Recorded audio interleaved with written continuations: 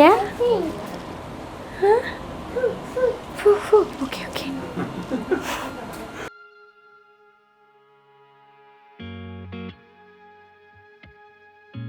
Sex and teenage pregnancy is still a taboo topic. So typically we find it hard to enter into schools, to actually get to talk to students and raising awareness. But what is alarming is that the number, or rather the age of teenagers engaging in sexual activities is starting at a much younger age. It's currently at 12 to 13 years old. I mean, as compared to in the past where it was 15, 16. The mother take out parang all. Yeah, so because they are so angry, they're angry that the child got pregnant and this boy got the child pregnant, but they were angrier because they were not the first to know.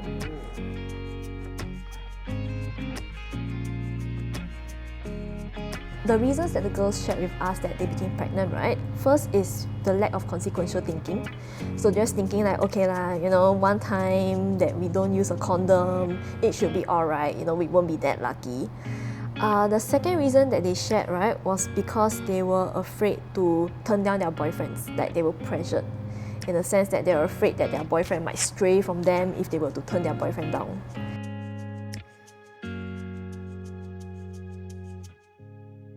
And then I waited lah. I count my contractions at home, and I was so hungry.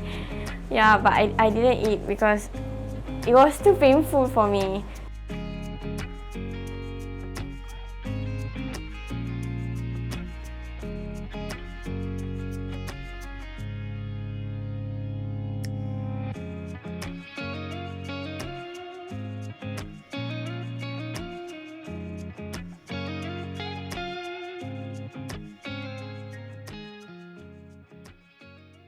I took a few pregnancy tests, I think like 5, to confirm that I was really pregnant.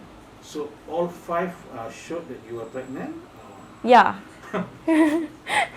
I cried, like I was shocked and then I cried. Did your boyfriend know about this? Yeah.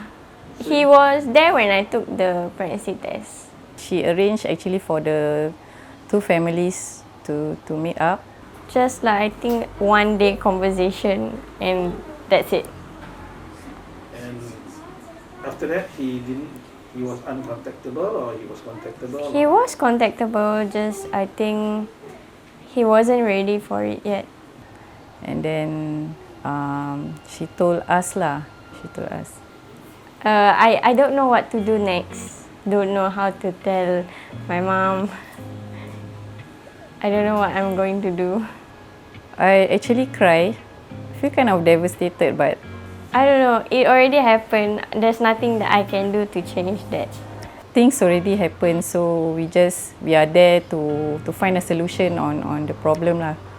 I think when the moment my mom knew that I was pregnant, then the next day she Googled about babes and emailed babes.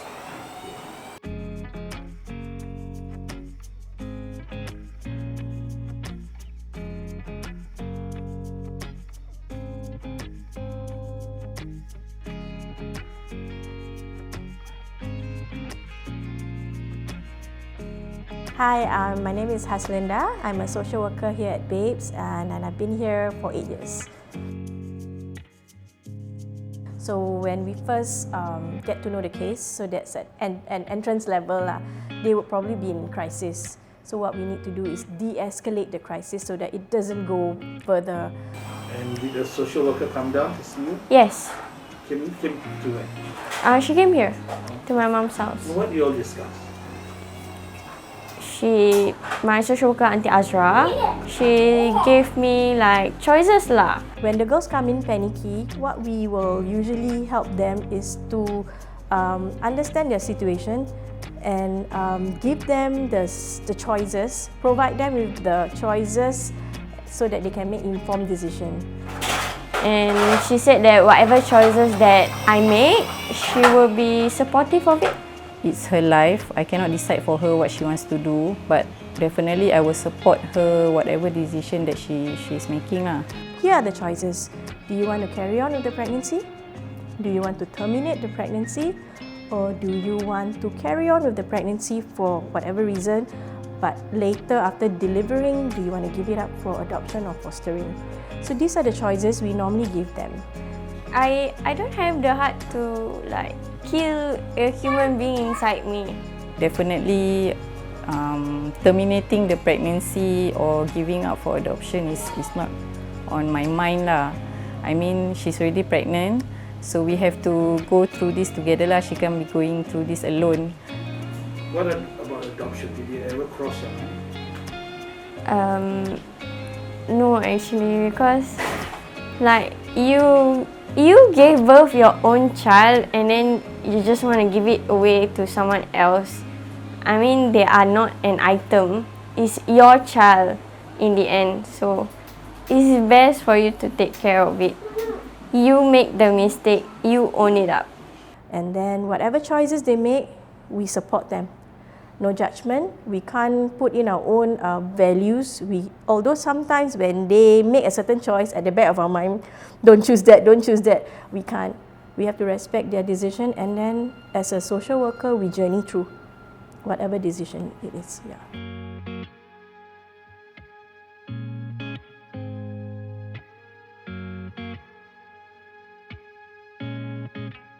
Hi, my name is Melissa. I'm the Executive Director of Babes Pregnancy Crisis Support, so I oversee the team in our day-to-day operations. So Babes was founded in 2005. It was to target the abandonment of babies by teens.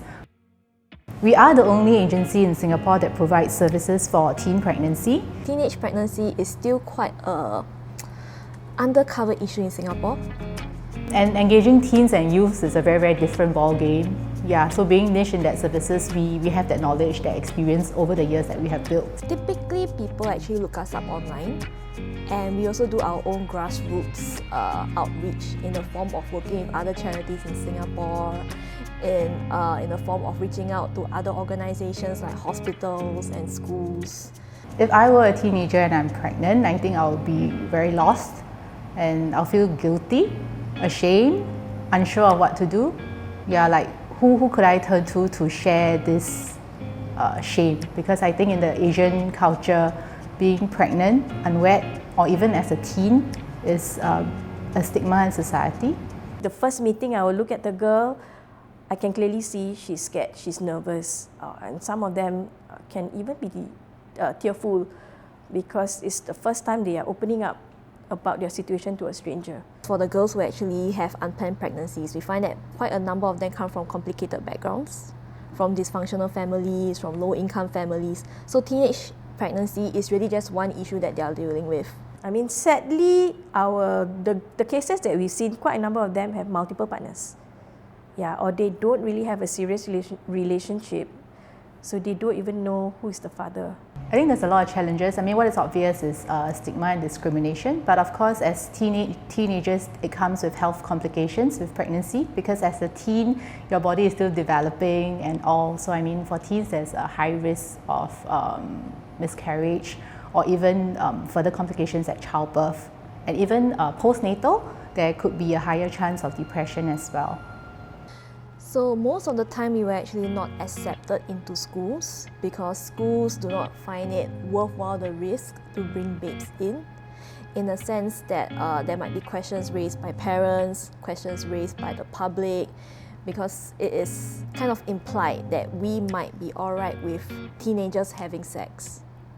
So I mean, as an organization, we do outreach work. So the challenge we face is when we work with partners and schools, how do we even get our first foot in to want to be able to speak to teens? We ourselves face that stigma because our agency name is Babes Pregnancy Crisis. So it could give the notion to parents or even members of the public that, I mean, should a school or organization take this on? Does it mean that their teens are sexually active? Do they have pregnant teens in that organization or school? So I mean, we hope to have that stigma removed. Yeah, that I mean, we are here to support and have to explore upstream work. One of our roles is to remind them there are things that you need to prep, you need to make sure you have diapers, clothes, and the baby's necessities. And surprisingly, sometimes they are not aware, even though they have mothers or sisters, they are not aware that they need all this. Sometimes very last minute, nothing has been prepared. So they will, scramble for things, scramble for items. We do provide that at Babes. We also provide practical assistance like milk formula and diapers once they have delivered. They help me mentally, emotionally, and also with like the baby's needs like diapers, clothes, milk bottle, stroller. Because sometimes you'll be surprised that their home environment is quite sad. They don't even have a place to put the baby. So these are the things that we need to work with them and ensure these are all ready. You know, when I give birth, I look at my son's face, you will automatically think that, like, what if you leave him?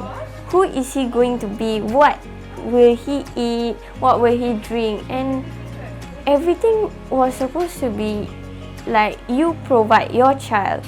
So, like, you don't have the heart to just throw your child like that. You have to love him because he will stay with you forever. Your child will be there. Your child will grow up with you until you're old. For my son, and when he goes to school, right? If sometimes school they ask to like describe your dad, describe your mom, or like talk about your dad, your mom, and it fears me the most that if his friends were to make fun of him because like he's just with his mother, Yeah.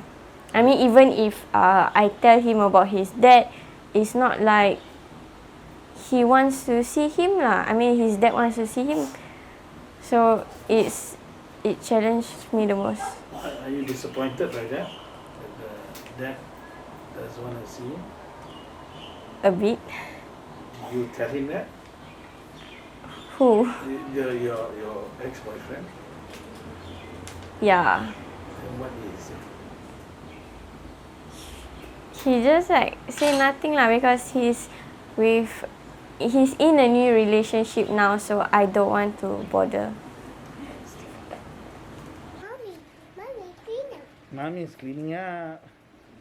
You like mommy to clean up? You want mommy to clean up the whole house? What is that, fire engine? Fire truck. Fire truck. Raiha wants to be a fireman. You want to be fireman? Or fireboy? You want to be fireboy or fireman? Now that I'm a mother, the priority is shifted to my son. So it's always his need first. It's always what he think, what he feel, way before I do. Yeah. So it's always him. Was it difficult to change, or it was okay with it? Yes, at first it was difficult because first time being a mom, of course everything is like hard, and haven't experienced like baby cry for so long. Of course it is depressing lah for me. It was so stressful, but like as he grows up, he cry less, sleeping well. Yeah, so it's better now. Most of them think like dead end already. If once I'm pregnant and I decide to be a mother, they think that's the end. But it's not. It's not the end. I have had cases who have achieved whatever they envision, and yeah, it's probably a longer route, a rockier route, but it's still achievable. Should you face an unplanned pregnancy, it will be a crisis. So I mean, if we look at teens, they are in a vulnerable stage because of where they are as teens. So let's be supportive and not judge them so that they can also have a chance to move towards a brighter future. Please don't judge. It could happen to you. And as a friend, if you're really a friend, please give her your support. Because as our past cases has shown, we have girls who have inspired others. We have girls who, despite their young age, is juggling everything from schoolwork to working full-time to being a mother, they are pillars of strength, that they are valuable members of society. So all they need is actually just a kind word sometimes. All they need is a supporting hand at times, or even just a listening ear. What are your hopes for the future? That I can still pursue in my nursing and Rahan to get all his education that he needs and be successful.